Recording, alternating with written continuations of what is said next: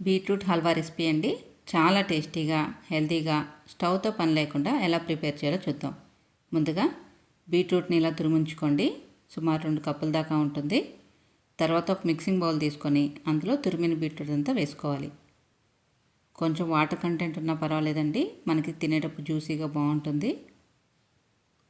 ఇందులో 1 కప్పు కొబ్బరి తురుము, 1/4 కప్పు తురిమిన బెల్లం, 1/2 చెంచా ఎలాచీ పౌడర్, 2 స్పూన్లు తేనె అన్నీ వేసుకున్నాక బాగా కలుపుకోవాలి. బెల్లం అంతా కూడా బాగా కలిసే విధంగా కలుపుకోవాలి. మనకి బీట్రూట్లో మంచి పోషకాలు ఉన్నాయండి.